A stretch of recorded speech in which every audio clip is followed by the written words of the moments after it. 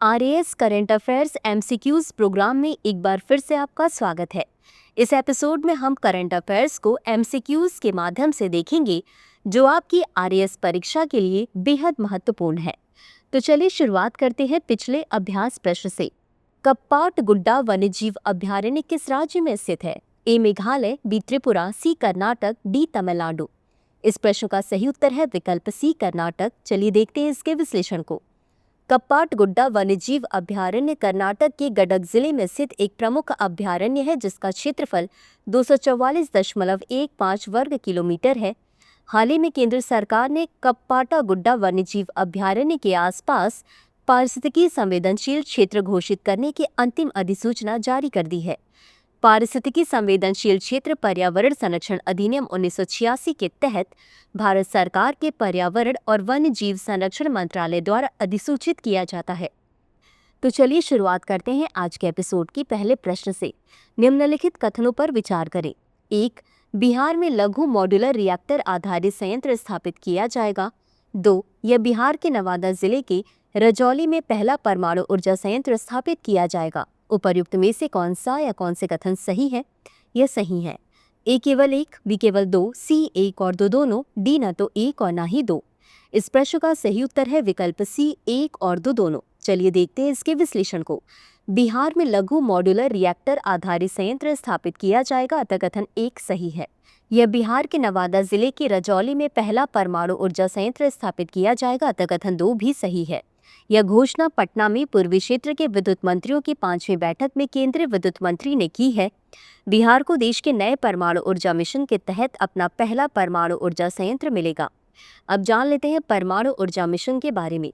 2025 से 26 के केंद्रीय बजट में 20,000 करोड़ रुपए के आवंटन के साथ परमाणु ऊर्जा मिशन की शुरुआत की गई है। इसका उद्देश्य भारत की परमाणु ऊर्जा क्षमता को 2047 तक 100 गीगावाट तक बढ़ाना है। वर्तमान में 8,180 मेगावाट है। इसके तहत प्रत्येक राज्य में कम से कम एक परमाणु ऊर्जा संयंत्र स्थापित करने का लक्ष्य है। अगला प्रश्न है, निम्नलिखित कथनों पर विचार करें। 1. GLP-1 या glucagon like peptide 1 receptor agonist दवाओं की एक नई श्रेणी है। 2. ये दवाएं लिवर में पाए जाने वाले प्राकृतिक हार्मोन GLP-1 की नकल करती हैं जिसे इंक्रेटिन भी कहा जाता है।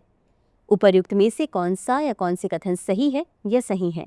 ए केवल एक, बी केवल दो, सी एक और दो दोनों, डी न तो एक और ना ही दो। इस प्रश्न का सही उत्तर है विकल्प ए केवल एक। चलिए देखते हैं इसके विश्लेषण को।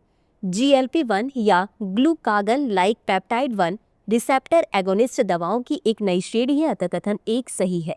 ये दवाएं आंत में पाए जाने वाले प्राकृतिक हार्मोन GLP-1 की नकल करती हैं जिसे इंक्रेटिन भी कहा जाता है अतः कथन 2 सही नहीं है। हाल ही में डेनमार्क की दवा कंपनी नोवो नॉर्डिस्क ने वजन घटाने वाला इंजेक्शन सेमाग्लूटाइड लॉन्च किया है। नोवो नॉर्डिस्क की सेमाग्लूटाइड और एली लिली की टिर्जेपेटाइड जैसी GLP-1 दवाएं मोटापे के उपचार में बदलाव ला रही हैं।